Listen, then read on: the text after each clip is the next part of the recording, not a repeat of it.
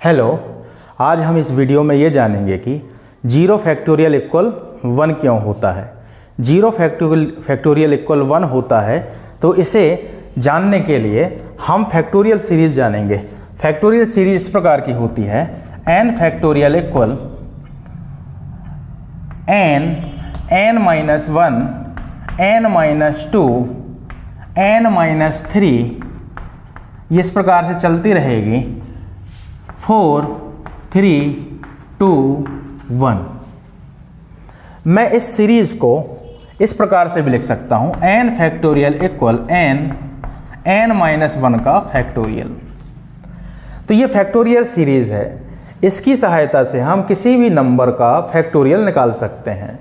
चलिए देखिए, यदि मुझे 1 फैक्टोरियल की वैल्यू चाहिए है, यदि मुझे 1 फैक्टोरियल की वैल्यू चाहिए है तो 1 फैक्टोरियल की वैल्यू होगी 1।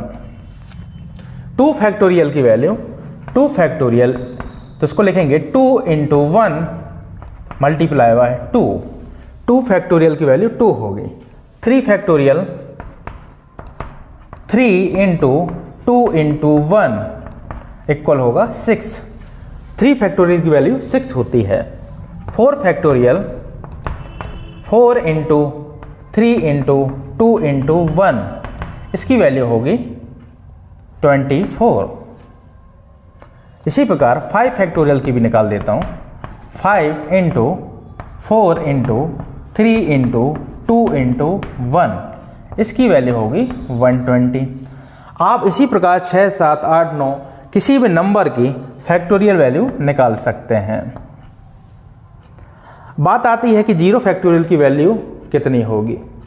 इसको जानने के लिए सबसे अच्छा तरीका ये है कि आप देखें कि ये 1 के बाद 2, 2 के बाद 3, 3 के बाद 4, 4 के बाद 5 फैक्टोरियल की वैल्यू मैंने निकाली है। यदि मैं इसको उल्टा करूं, 5 फैक्टोरियल की वैल्यू के बाद 4 फैक्टोरियल निकालूं, 4 के बाद 3, 3 के बाद 2, 2 के बाद 1, लेकिन इन्हीं फैक्टोरियल की सहायता से तो मैं देखूंगा कि इस प्रकार से ये पीछे चलते जाएंगे और 0 फैक्टोरियल की वैल्यू मैं प्राप्त कर लूंगा। चलिए मैं करके बताता हूँ। 5 फैक्टोरियल की वैल्यू मुझे पता है 120 होती है। यदि मुझे 4 फैक्टोरियल तक जाना है तो 120 में से मैं 5 को डिवाइड कर दूंगा। जैसे ही 120 में 5 को डिवाइड करूंगा तो जो वैल्यू आएगी 24, ये 24 वैल्यू 4 फैक्टोरियल की होगी। ऐसे ही 24 में यदि मैं 4 को डिवाइड कर दूंगा तो 3 फैक्टोरियल की वैल्यू यानी कि 6 आएगा, और 6 में यदि मैं 3 को डिवाइड कर दूं तो 2 आएगा जो कि 2 फैक्टोरियल की है। इसी प्रकार मैं पीछे चलूंगा और 0 की वैल्यू निकाल के बताऊंगा। देखिए,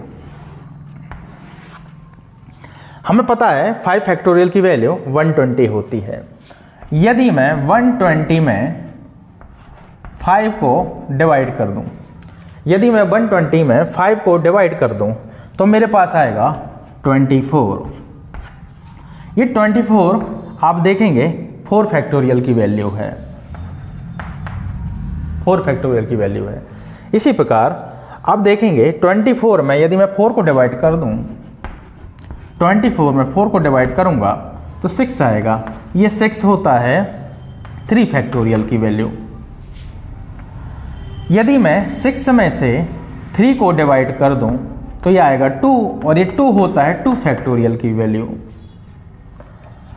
अब 2 में 2 को डिवाइड कर दूं तो आएगा 1, यह होगी 1 फैक्टोरियल की वैल्यू। इसी प्रकार 4 3 2 1 0।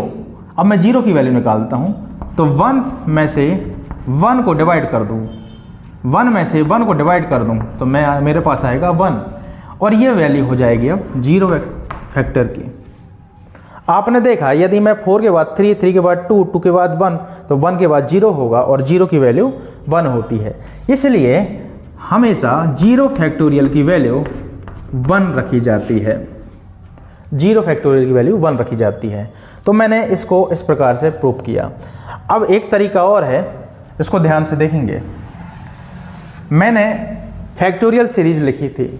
इस फैक्टोरियल सीरीज में n फैक्टोरियल की वैल्यू n माइनस 1 का फैक्टोरियल लिखा।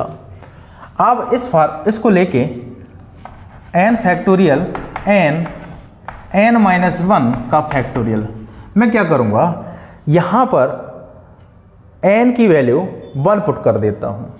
यहाँ पर n की वैल्यू 1 पुट कर देता हूँ। Put n equal 1, n equal 1, तो n की जगह 1 का फैक्टोरियल इक्वल n1 माइनस 1 का फैक्टोरियल।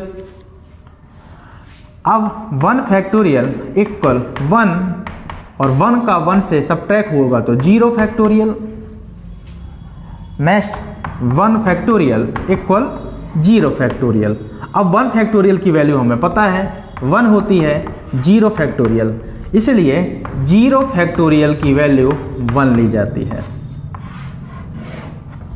तो आपने देखा कि हम 0 फैक्टोरियल इक्वल 1 कैसे लाते हैं। आपको इन दोनों में से कौन सी विधि सही लगी है आप कमेंट में ज़रूर बताएं।